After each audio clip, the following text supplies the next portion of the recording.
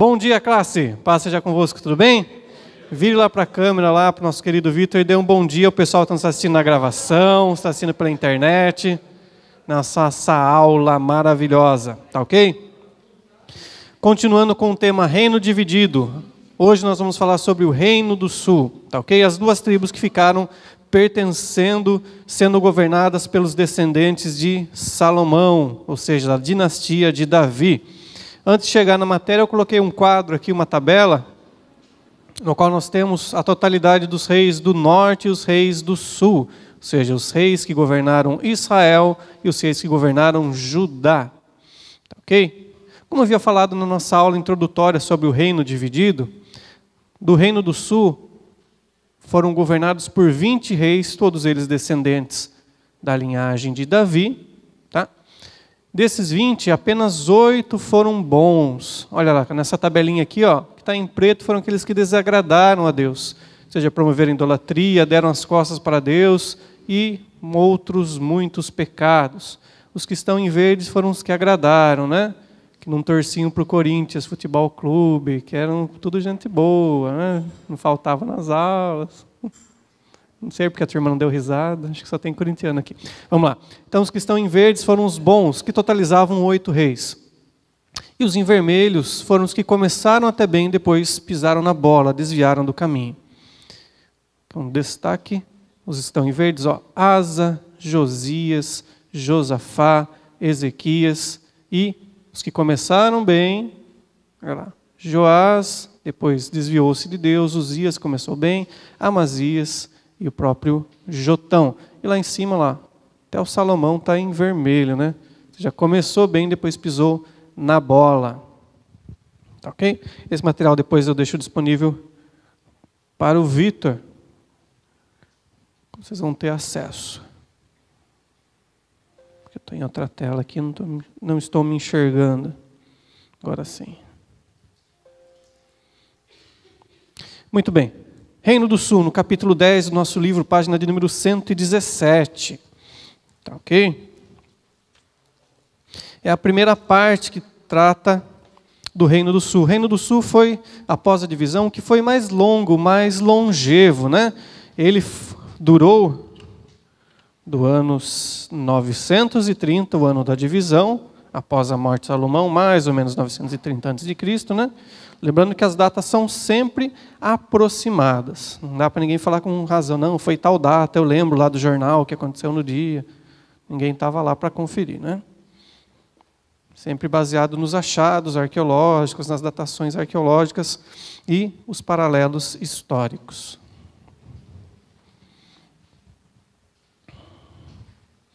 Então, na primeira parte, a gente vê da ruptura, com o começo do governo de Roboão, até por volta do ano 735,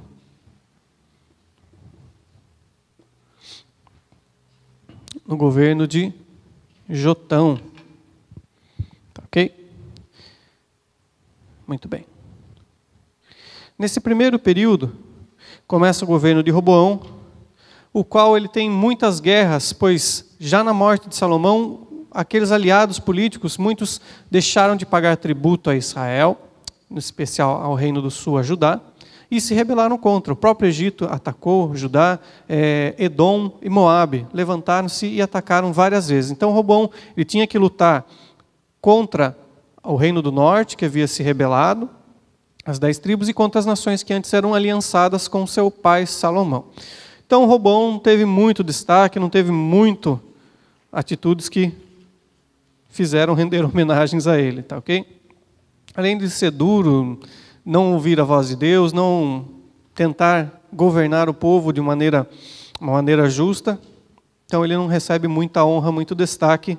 A gente não perde muito tempo estudando ele na nossa visão panorâmica, tá bom?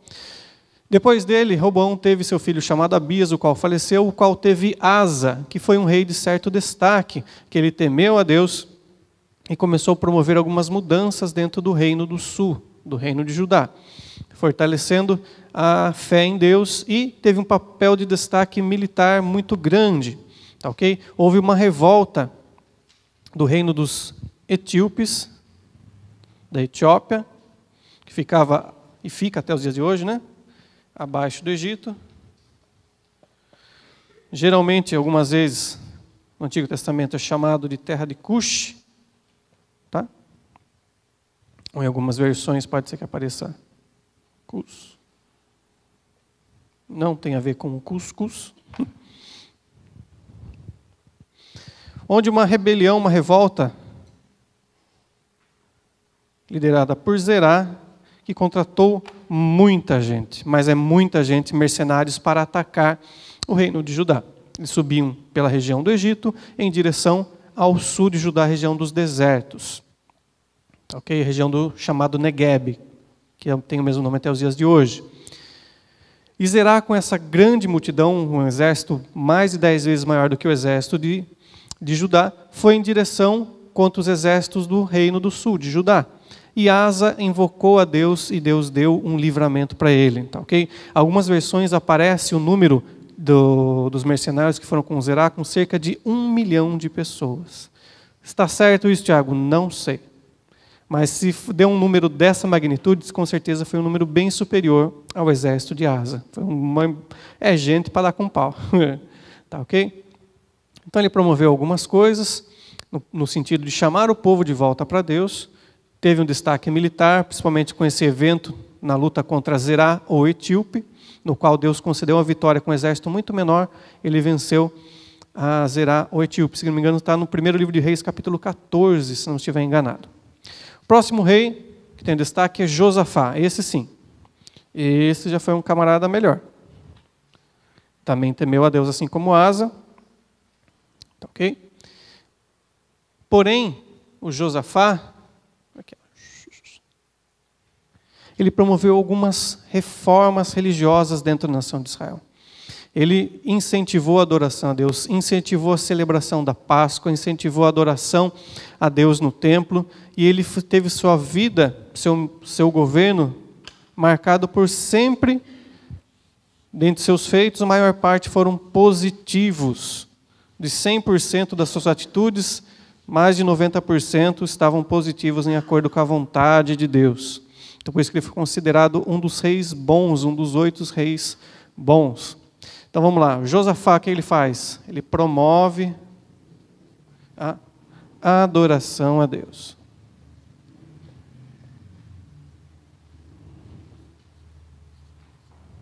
Vou pegar aqui. Tem um fato que eu achei interessante aqui no nosso livro.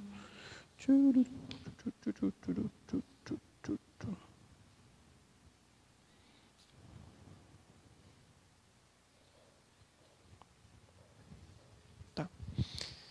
Promove a adoração a Deus, incentiva, né? Ele estava preocupado com que o povo temesse a Deus. O que mais? Novamente, assim como seu antecessor Asa, seu pai Asa, numa das muitas revoltas que os inimigos vieram contra o povo de Deus, os edomitas se aliançaram e vieram contra eles. E mais uma vez o próprio Asa toma o local no meio do pátio do templo de Israel e acalma o povo de Deus, fala: olha, confiem em Deus e Deus vai dar vitória para vocês. Sucedido a isso, Deus levanta um profeta chamado Jaaziel, o qual faz aquela declaração famosa, sei que você sabe de cor salteado, né? 2 Crônicas, capítulo 20, versículo 20, né? Creio em Deus e estareis seguros, creio nos seus profetas e prosperareis. Tá? Então, tudo aquilo que Josafá estava fazendo de positivo com o reino de Deus, com o reino de Judá, melhor dizendo, né? Levando eles em direção a Deus, Jaziel, diz a Bíblia, levantou-se o profeta Jaziel, cheio do Espírito Santo, e falou: crede em seus profetas e estareis... crede em Deus e estareis seguros. Crede em seus profetas e prosperareis. 2 Crônicas, capítulo 20. Confirmando que aquilo que Josafá estava fazendo, Deus estava apoiando. Certo? E Deus concede a vitória militar contra os inimigos. Eles não precisam nem... O interessante dessa batalha é que eles não precisam nem guerrear, porque o Josafá, assim como Josué, ele coloca os levitas à frente, que eles vão adorando a Deus e declarando: rendei graças ao Senhor, pois a sua benignidade dura para todo sempre. Então a metralhadora que eles usaram foi a adoração a Deus. Eles iam falando, cantando e declarando em voz alta: rendei graças ao Senhor, porque a sua misericórdia dura para todo sempre. E nisso os inimigos se confundem entre si, começam a atacar uns aos outros e são desbaratados, ou seja, fogem, são destruídos, se espalham. E Deus concede a vitória para Josafá. Depois ele fica 3 dias com seu exército, coletando os espólios de guerra, os despojos, retornando para Jerusalém. Comida, animais, ouro, prata, todas as riquezas que os exércitos inimigos haviam deixado. E aquela região onde ocorreu a batalha se chamou o Vale da Bênção, né? O Vale de Baraca, como algumas versões dizem. Ok? Vale da Bênção. Tá ok? Outro fato de destaque da vida de Josafá foi suas alianças políticas.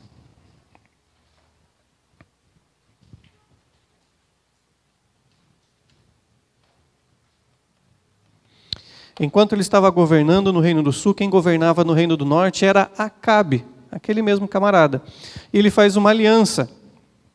Lembra que eu falei que no começo a política internacional do Reino do Norte era guerra contra a Síria e guerra também contra o Reino do Sul. Agora, nos dias de Josafá, ele faz uma aliança com Acabe.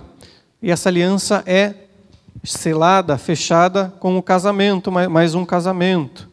Nesse casamento, quem casa é o filho de Josafá com a filha de Acabe. Vou pegar aqui o nome do camarada, que não vou lembrar de cabeça, né? É muito nome, muita gente. Página 120. Jeorão com Atalia. Jeorão, que em algumas versões aparece como Jorão também, pois é o mesmo nome.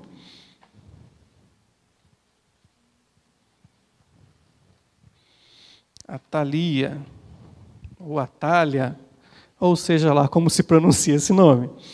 Tá? Então, as alianças políticas.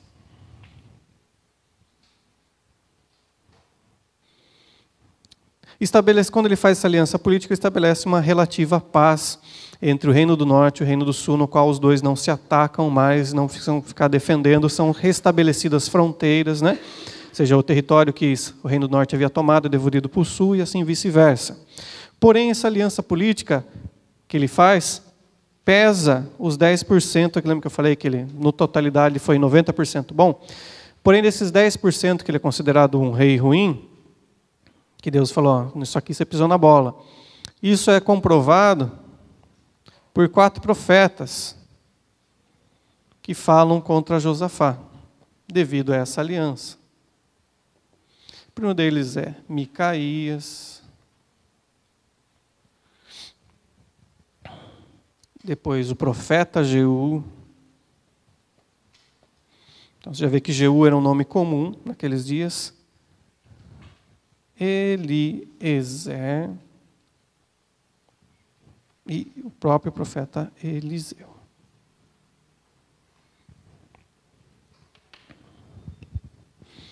Tá ok? Então, esses 4 profetas, em determinados momentos diferentes do governo de Josafá, repreendem a Josafá devido à sua aliança com o Reino do Norte. Okay? O Micaías, num contexto de guerra, quando Acabe e o Josafá estavam prestes a ser atacados por reis estrangeiros, e Josafá pergunta para Acabe: não tem nenhum profeta aqui que tema a Deus? E Acabe fala: olha, tem um aqui que ele teme, mas sempre fala o contrário, sempre fala aquilo que não me agrada, ele está preso. Vou lá e chama ele, e o Micaías vai lá e fala a verdade. Fala: olha, Acabe fala aí o que vai acontecer na nossa guerra. Micaías faz um tom de deboche, fala: não, vocês vão ser bem-sucedidos. Acabe briga com ele, fala: não, fala a verdade. E Micaías fala: olha, eu vi os exércitos de Judá e de Israel como cabritos, como bodezinhos, né? Cordeiros espalhados pelos montes, e o exército do inimigo sendo vitorioso. E Micaías aproveita e repreende Josafá por causa dessa aliança dele com Acabe. Depois, em outro contexto, o profeta Jeú também repreende Josafá por sua aliança com o filho de Acabe, é sucedido pelo profeta Eliezer, que também repreende a aliança de Josafá com a casa de Acabe, agora no filho de Acabe, que estava governando, e Eliseu também termina essa mesma reprimenda, essa mesma repreensão. Tá ok? O Josafá, mesmo fazendo isso que era errado, ele é um homem íntegro, né? Ele não pisava na bola com os camaradas. Tanto que quando Acabe morreu, ele continua a aliança dele, o acordo dele com a casa de Acabe, né? Com o filho de Acabe governando. E numa dessas empreitadas que foi repreendida por Eliezer, ele havia feito um acordo para construir navios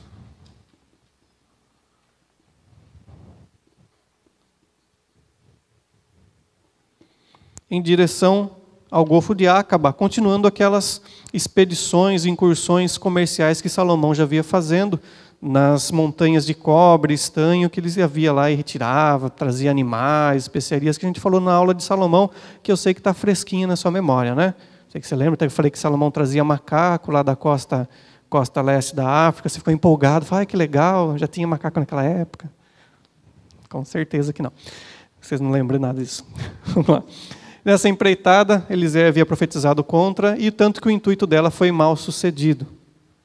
Eles constroem navios, colocam no mar, e o que acontece com o navio? Afunda. Perde investimento, perde dinheiro e não conseguem nenhum lucro. Tá, okay? Mesmo assim, Josafá continuou sua aliança com a casa de Acabe até os dias da sua morte. Tá, ok? Josafá morre, passa esse certo tempo, vem seu sucessor, o rei... Como que é o nome do camarada aqui, o filhinho dele, vamos lá botar lá aqui. A cabeça não está muito legal hoje. Vamos lá. Depois de Josafá vem Jeorão, que governa durante 7 anos. Depois Acasias, neto de Josafá, que governa durante 1 ano. Tá ok? O que acontece nesse meio termo? Nesse meio termo acontece uma coisa legal mesmo. Até perdi o apagador, fiquei tão empolgado aqui. Aí, nesse momento, começa o quê? A treta. Começa a guerra, a briga, facada, puxão de cabelo, dedo nos olhos, butinada no calcanhar. Aonde acontece isso? Tudo na casa de Judá, na casa de Davi, dentro do palácio.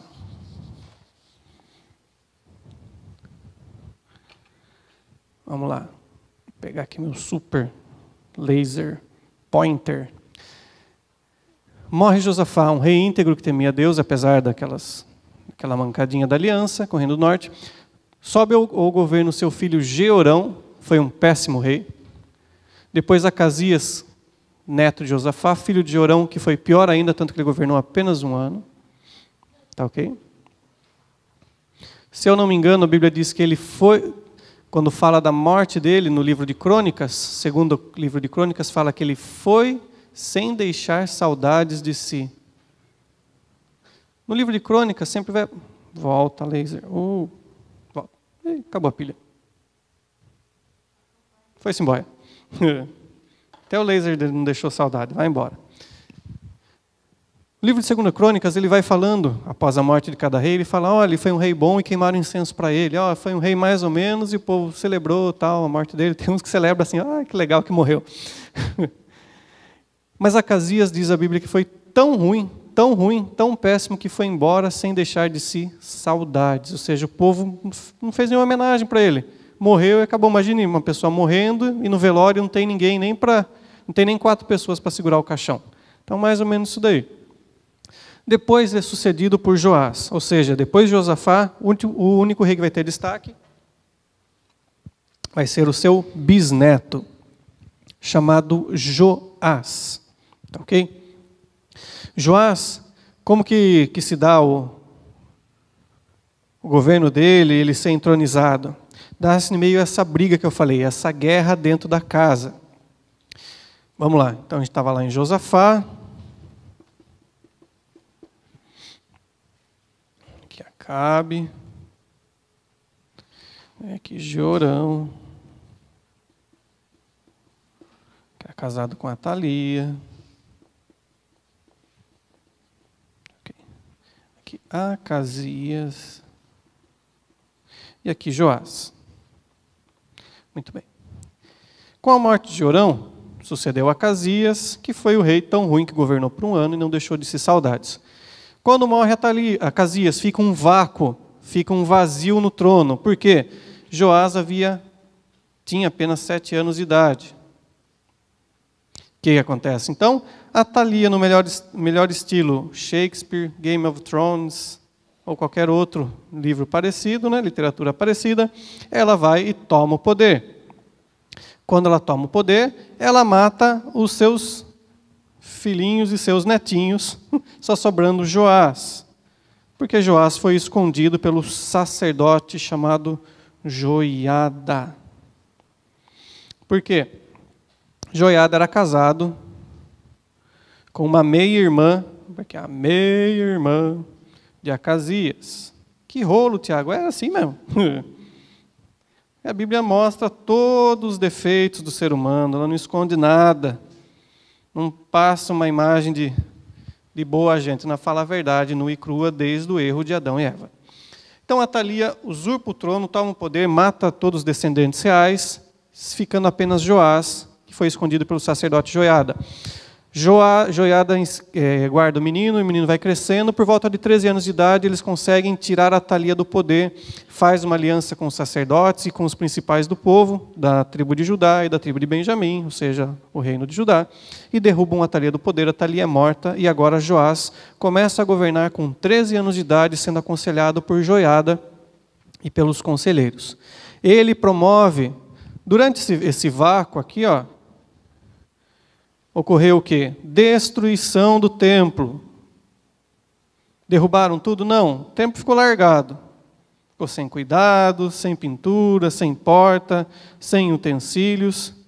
E agora o Joás ele faz uma reforma religiosa, assim como Josafá, seu bisavô.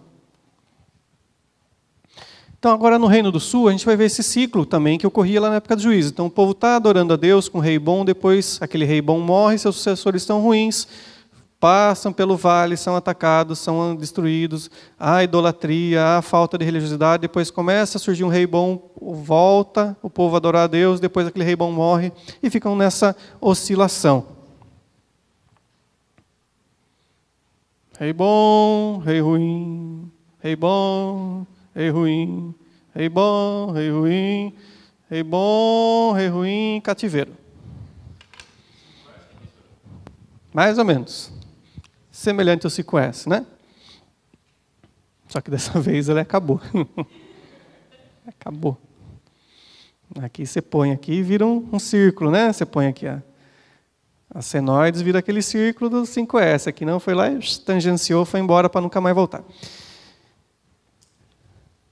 Então, o Joás ele promove essa reforma religiosa. Há um profundo sentimento piedoso na nação a partir do governo dele, porque ele era instruído pelo seu tio, mais ou menos tio, né, casado com a meia tia-avó dele,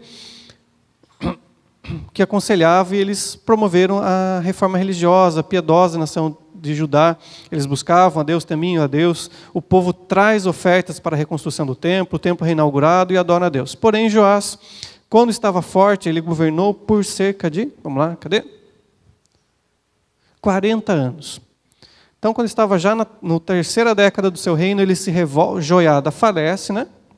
Ele se rebela e agora começa a fazer tudo aquilo que é errado, ao ponto de matar um sacerdote no meio do pátio do templo de Israel, o profeta Zacarias. Não tem a ver com aquele do livro, nem com o dos Trapalhões. Mas o profeta Zacarias, ele mata ele no meio do templo por causa que ele havia dado as costas para Deus. Com isso, ele tem uma morte não tão gloriosa, mas foi assim lembrado pelo povo e foi honrado na sua morte, o rei Joás. Tá, ok? Depois dele vem o rei Amazias. Tem algum destaque, promove algumas reformas, consegue algumas alianças bem-sucedidas, mas não tem nada assim, que puxa para a gente estudar ele na nossa visão panorâmica. Depois dele vem outro camarada que é muito bom, mas infelizmente depois vira as costas para Deus, que foi o rei Uzias.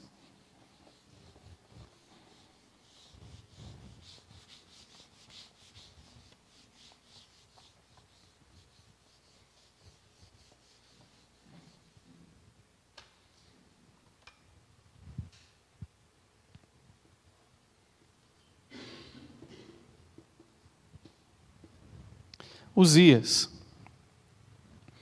Então, vindo na sequência já de 2 reis antecessores bons a eles, né? Seu pai, Amazias, e seu avô, Joás, que mesmo sendo bons, o Joás pisou na bola, né? Uzias, ele é um dos reis que mais leva o reino de Judá à prosperidade e à glória que havia nos dias de Davi e Salomão. Diz a Bíblia que ele era amigo da agricultura, era inventor, ele era hábil em guerra, ele moderniza a nação de Israel, diz que ele inventa para si aparelhos de guerra e de agricultura. O povo de Israel que estava tomando, o reino, melhor dizendo, o reino de Judá estava tomando fôlego, saindo daquela sequência de reis ruins, daquele período do golpe lá com Atalia. Agora com Uzias vive seu melhor período de prosperidade econômica e territorial.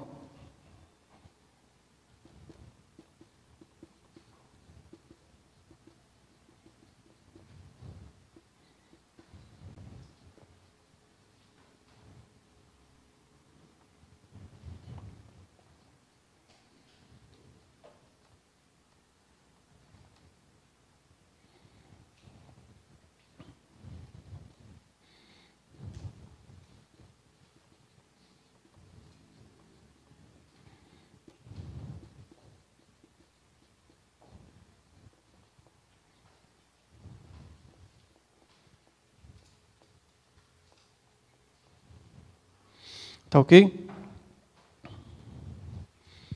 Com as guerras que surgiam, ele era próspero, ele era vencedor, mas, porém, diz a Bíblia no livro de 2 Crônicas, que Uzias foi tudo muito bem, até o momento que ele se ensoberbeceu, que o seu coração encheu-se de orgulho.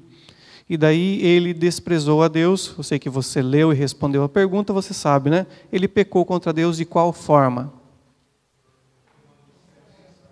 Um de cada vez. Tem que queimar o incenso, lugar de sacerdote. É apostasia porque ele deu as costas para Deus. A apostasia eu falei na aula passada.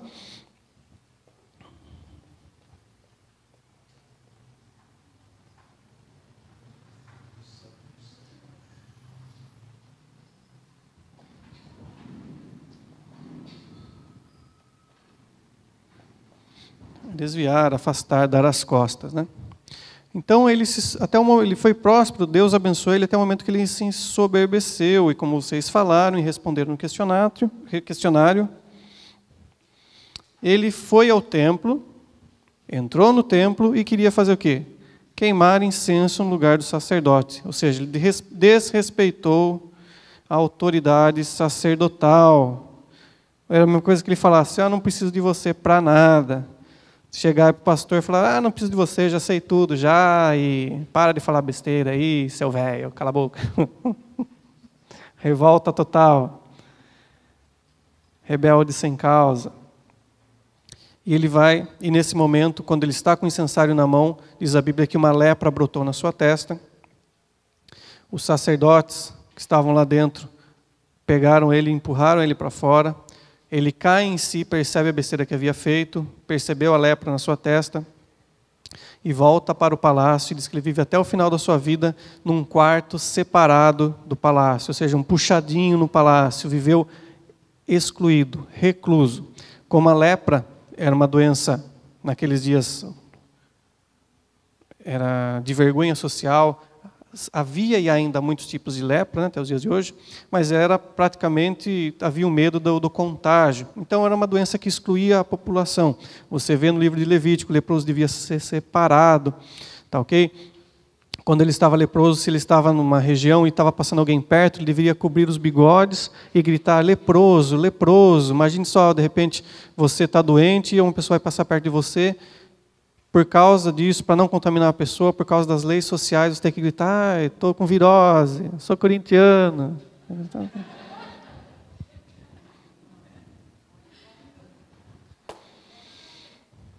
Mentiroso, homossexual, fala mal dos outros, desvia o dinheiro, odeio minha mãe, odeio meu pai, odeio meu marido, estou casado por conveniência.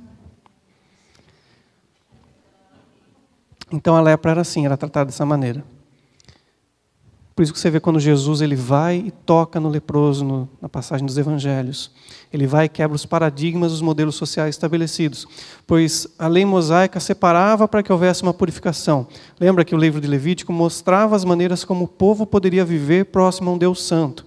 Enquanto a sociedade, ao redor dos anos, nos dias de Moisés, Josué, até chegar nos dias de Jesus, eles tornam isso como barreiras. Principalmente você vê isso personificado na figura dos fariseus. Os saduceus só queriam saber do poder, nem queriam tanto. Agora os fariseus, que são os maiores inimigos de Jesus. Depois que você está estudando o panorama do Novo Testamento, você percebe, nos dias de Jesus, os principais inimigos são os fariseus, nos dias dos apóstolos, os principais são os saduceus. Por quê? Os saduceus interessavam o poder. Os apóstolos estavam tirando a base do poder que eles tinham. Nos dias de Jesus, eram os fariseus, porque os fariseus eram os chamados detentores da lei, os conhecedores de Deus. E aquilo eles estavam personificando no modelo, falando, olha, se você fizer tudo isso que nós fazemos, você é uma pessoa que agrada a Deus. E Jesus vai na contramão de tudo isso. Ele quebra esses modelos e fala, olha, a lei era para que as pessoas se aproximassem de Deus, não para criar o santo e o pecador. Então, por isso que você vê Jesus vai lá indo tocar no leproso, vai e fala com o leproso. O leproso fala com ele. O leproso não chega para Jesus e fala, olha, leproso, como a lei mandava. Ele fala, olha, se o Senhor quiser, o Senhor pode me tornar limpo. E Jesus fala o quê? Seja limpo. Ele mostra essa distinção, né? Ele fala a vontade de Deus e a vontade religiosa. Então, o Uzias ele fica separado o resto da sua vida, no cantinho lá, no puxadinho, do lado do palácio, sendo o reino governado pelo seu filho, que eu esqueci o nome aqui agora, está dando nó na cabeça já, por Jotão. Então fica esse período de corregência. Tá? Sempre é interessante lembrar que tanto no Reino do Norte quanto no Reino do Sul, os reis eles governavam em corregência. O que é isso, Tiago? Quando os filhos estavam tornando adultos, e os pais, né, os monarcas se tornando mais velhos, eles começavam a governar juntos para aprender como a governar. Ou, de repente, quando o rei ia para uma guerra, o filho ficava no lugar, reinando. Então, o chamado período de corregência. Se eu assassinei o português, alguém me perdoe e depois me corrige. Corregência. Faltou alguma coisa aí, né? Depois vocês me falam. No caso do rei Uzias, ficou um exemplo bem claro, né? Se ele não podia sair lá do quartinho dele, quem que governava, como é que despachava? Ficou o Jotão.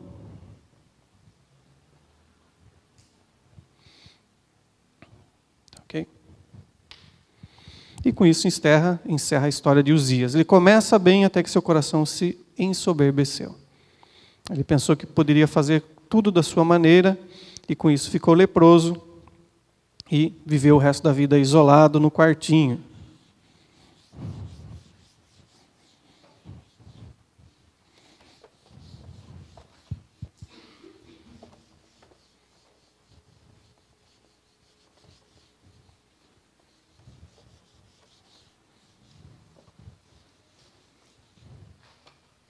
Bora lá.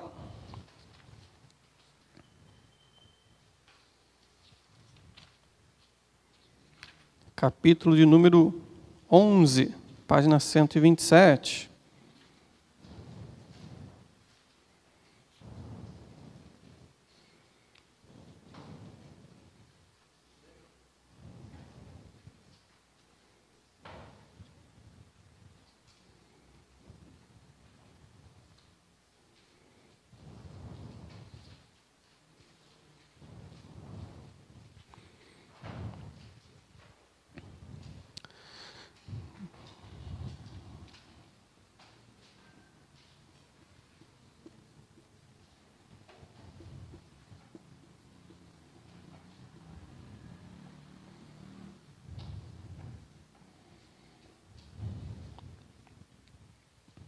Após a morte do rei Uzias, também chamado de Amarias em algumas versões, né?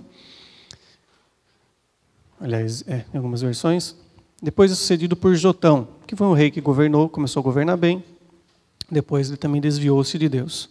Não tem muito destaque para a sua história nessa visão panorâmica, e depois é sucedido pelo seu filho Acás. Esse tem destaque, por quê? Porque ele pisou na bola. Foi um camarada ruim. Então, Jotão é um dos 8 reis que começaram bem, né? Que agradaram a Deus, depois ele pisou na bola.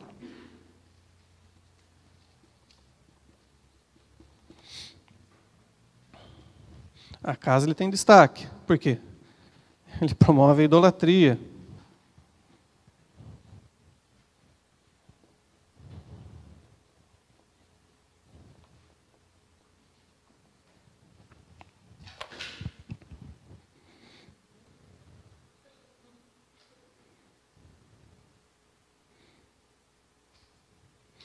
Só para eu resumir aquilo lá do capítulo número 10, o ministério profético, os profetas têm destaque, começa o ministério de Isaías, nos dias do rei Uzias, principalmente após a sua morte, Miqueias, que profetiza para o reino de Judá, para o reino do sul, com maior proporção para a cidade de Jerusalém, e Sofonias, que profetiza para o reino do sul também, mas com maior ênfase, maior destaque contra a cidade de Jerusalém. Tá, ok? Miqueias sua profecia teve tanto peso, o povo retornar para os caminhos de Deus, que depois ele é lembrado e citado no livro do profeta Jeremias, quando os anciãos da cidade falam, olha, o Jeremias está profetizando, vamos pesar nas balanças, vamos considerar, porque quem sabe ele não é como aquele profeta o Miqueias que veio, que ele profetizou, o povo ouviu sua mensagem, se arrependeu, com isso não veio o castigo. Só que nos dias de Jeremias o povo não ouviu e veio a destruição. Sofonias profetiza contra todo o reino de Judá, em especial para a cidade de Jerusalém. O profeta Joel, no seu livro, não tem nenhum destaque histórico, ele não fala de nenhum rei, de nenhum evento. Então o profeta Joel fica num lugar meio no vácuo dos livros proféticos. Quando formos ter a nossa aula sobre os profetas, a gente vai falar melhor sobre isso. Então, na primeira parte do reino de Judá, que nós temos de política internacional? Guerra com Israel, na maior parte do tempo, né? Depois só tem uma aliança com Josafá, a aliança permanece nos dias de Josafá, depois é quebrada. Guerra com Moabe e Edom são os principais inimigos que vêm atacar o reino de Judá, pois Edom estava ao sudeste e Moabe estava ao leste. Então estava facinho deles atacarem ali. Aliança temporária com Israel, nos dias de Acabe, guerra com Israel, voltou de novo, e a vassalagem com a Síria.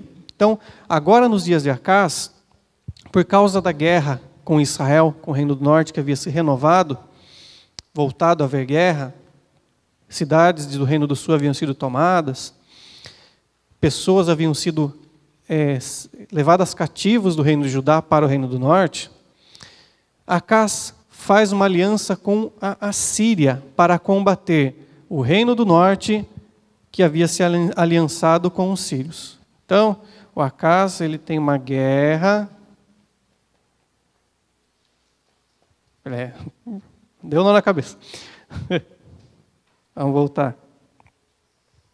No final do primeiro período, já antes dos dias de Uzias, lá, estava a guerra contra Israel. Eu me embananei todo aqui. Mas a Síria, que haviam feito uma aliança para atacar Judá. Tá. Então, quando Acaz assume o governo, essa vassalagem com a Síria está permanecendo. Vou voltar aqui. Tá ok? Então, essa vassalagem, o que era? O reino de Judá pagava tributos para a Síria, e a Síria protegia eles de Israel e do Império Sírio, do ataque desses dois povos. Como Acaz, ele fortalece essa vassalagem, vai até a Síria, e ele gosta do que vê lá, ele vê um altar que os assírios prestavam culto aos seus deuses, e manda trazer esse altar e ser colocado no templo de Jerusalém. Então esse foi o principal destaque da idolatria de Acaz, sem contar que ele começa a oficiar sacrifícios também, humanos, adorar os deuses dos assírios e promover a idolatria em Israel, aliás, em Jerusalém. Com isso, Acaz é tido como um dos reis maus do sul, do reino do sul, e morre sem deixar saudade de si também. Foi embora tarde. Há uma guerra entre Israel, o reino do norte e o reino do sul, com pouco impacto para o reino do sul por causa dessa proteção dos assírios.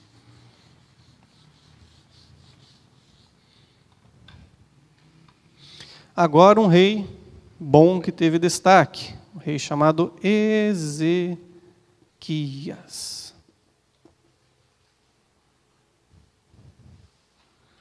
Diferente do seu pai Acás, o que ele faz? Ele limpa o reino do sul da idolatria.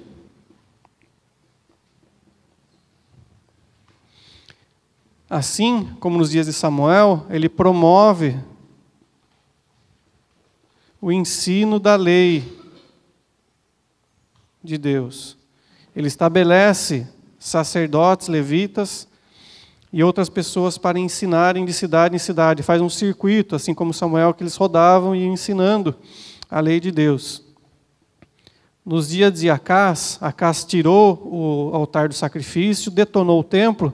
Ezequias faz o quê? Reforma o templo. E reinaugura com a celebração da Páscoa. O que ele faz? Ele rompe a vassalagem com a Síria.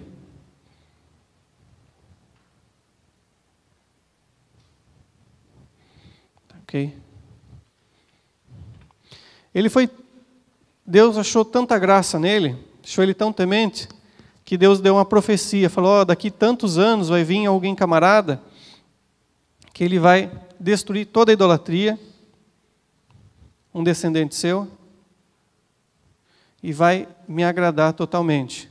Ou seja, Deus, através de um profeta, fala com Ezequias que o seu bisneto, Josias, iria limpar de vez a idolatria, iria servir a Deus, agradar a Ele e fazer uma restauração no Reino do Sul, no Reino de Judá.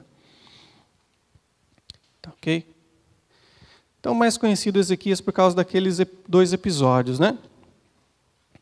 No qual Senaqueribe, segundo o governante da Síria, marcha contra o Reino do Sul, marcha contra Jerusalém, sitia a cidade, né?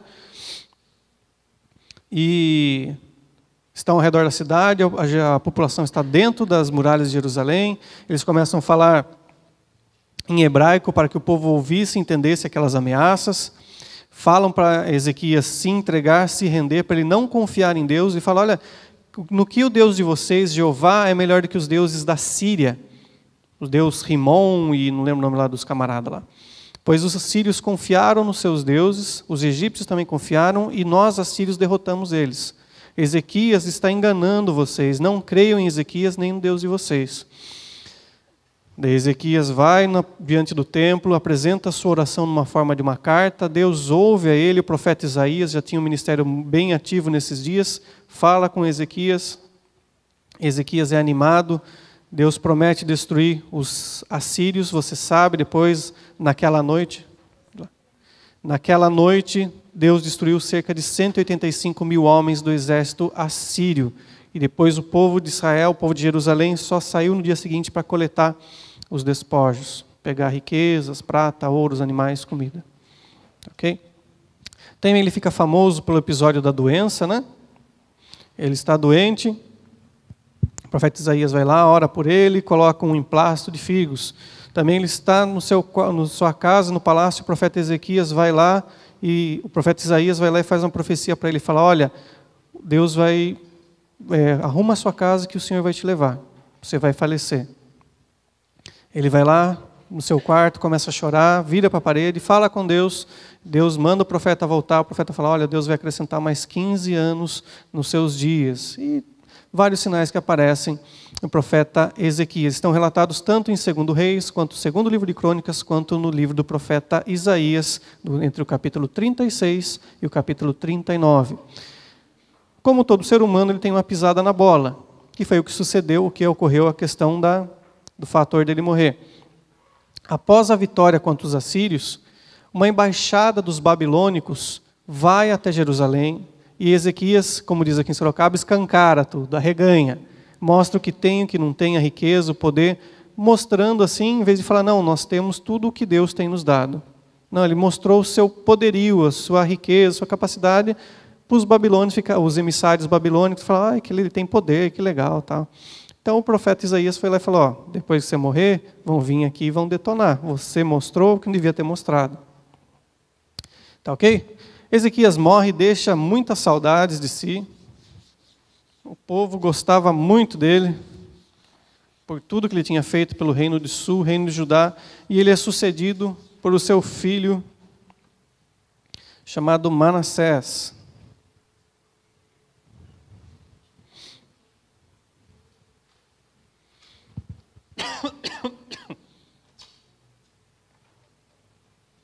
Manassés começa até que bem, mas depois ele foi tão ruim quanto seu avô Acás. O que ele faz? Promove de novo a idolatria. Ele oferece seus filhos como sacrifício.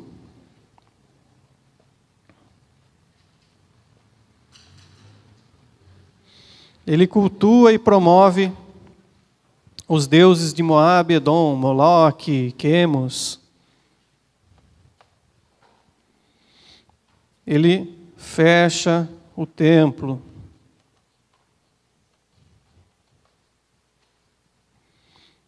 Ezequias havia tido uma vitória contra os assírios naqueles dias, porque Ezequias buscava a Deus. Agora a Síria vem e ataca novamente Jerusalém, leva ouro, leva as riquezas do templo. E Manassés é levado cativo para a Síria. Lá no cativeiro ele ora, ele se lembra de Deus, ora a Deus e Deus o perdoa. O interessante diz que ele foi levado cativo como um animal, levado entre varas, preso pelas mãos e pelos pés. A Síria era conhecida por sua crueldade, por isso que o profeta Jonas não queria ir lá levar a mensagem para Nínive. Sabia que se Deus falasse com o povo ouviria. Nínive era a capital da Síria, ouviria a mensagem de Deus, iria se arrepender, e Jonas sabia que Deus era misericordioso e ia perdoar. Então Jonas ficava naquele duelo na mente. Tudo que os assírios estavam fazendo com o reino do norte, haviam feito no reino do sul, e o que Deus poderia fazer com eles, perdoar eles. Então Manassés, levado como animal, lá no cativeiro na Síria, ele lembra de Deus, se arrepende dos seus pecados, e Deus restitui ele de volta para o trono. A Síria fica dominando, o reino do sul fica vassalo novamente, pagando tributos, até os dias da morte de Manassés. Ok? Ele é sucedido pelo seu filho Amon.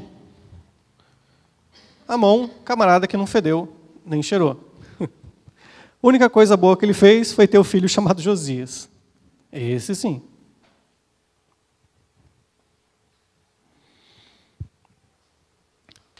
Josias, aquele sobre quem a profecia havia vindo para Ezequias. Ele agora pega aquele reino de Judá, reino do sul destruído, e restaura o reino como? Mais uma vez promovendo uma reforma religiosa.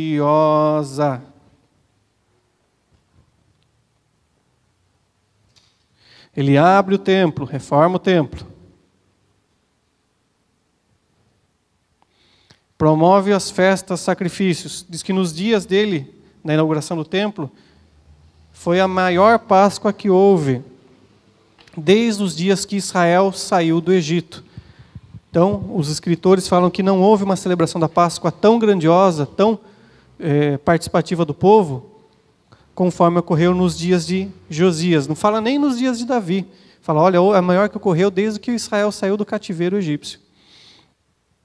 Ok? Ele foi muito bem sucedido.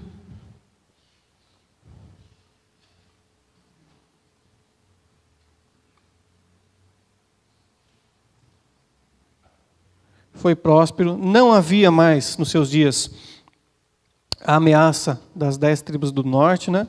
Do reino do norte. Que eles já haviam sido levados em cativeiro. Ok?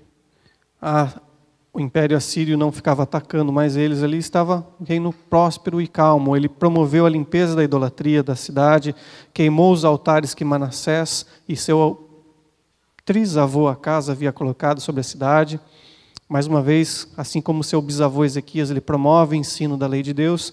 Então foram dias prósperos e calmos os dias de Josias, nos seus 31 anos de governo. Tá, ok?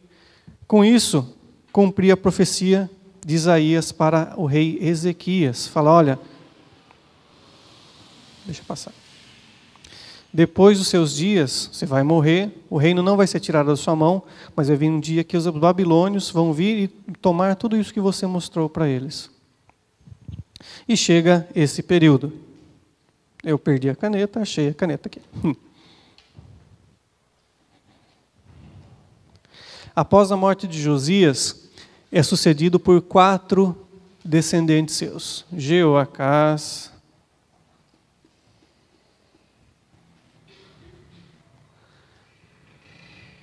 Jeoaquim,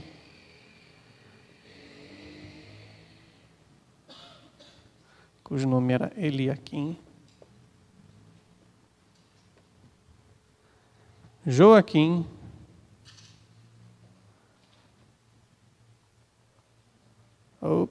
Joaquim, e depois os Edequias, vamos pôr aqui embaixo.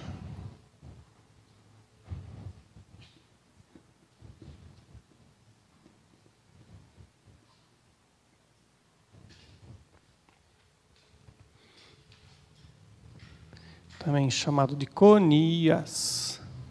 Tá? O que acontece nesse período, Tiago? Acontece uma bagunça degeneralizada. Jeoacás começa a governar, dura apenas 3 meses no governo. Tá, ok? O que acontece nesse período? Há uma guerra entre... Deixa eu pôr o mapa para vocês enxergarem melhor.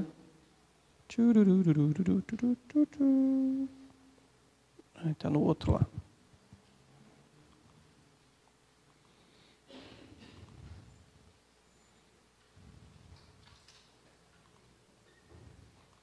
Para um mapa para vocês enxergarem melhor.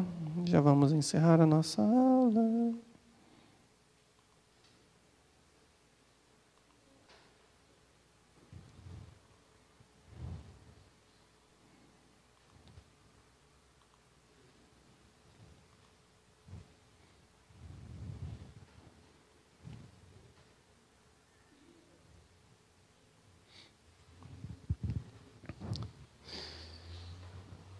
O reino de Judá, nesses dias de Jeoacás e os sucessores, fica como se fosse uma espécie de um tampão, fica no meio termo, entre o reino do Egito, para cá, onde está escrito aqui, ó, tribos árabes, à sua esquerda, e o reino babilônico, à sua direita. Não está aparecendo no mapa aqui. Ó.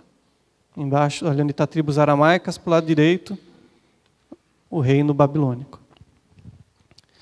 Há uma guerra entre esses dois, tanto que o Josias foi morto no momento que ele vai guerrear contra o faraó Neco, que estava se levantando para ir contra Nabucodonosor, rei da Babilônia. Então, o reino de Judá fica nesse meio do caminho, que fosse um tampão, entre essa rota da Babilônia para o Egito para a Babilônia, 2 potências da época. As 2 nações começam a medir forças entre si, tá ok? E começam a disputar o poder entre eles. Jeoacás, ele começa a governar e é retirado do poder pelo Egito.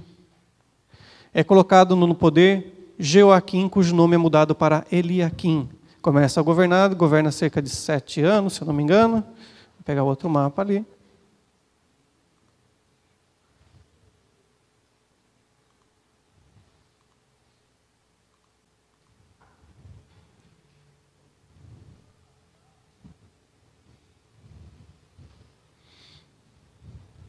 Onze anos, depois a Babilônia pega ele é levado cativeiro para a Babilônia, onde fica até os dias da sua morte, é colocado no poder Joaquim, o qual é morto por um golpe de Estado dentro de Jerusalém, e depois é colocado no poder Zedequias, que era sobrinho neto de Josias, o qual também aparece com os nomes de Matanias.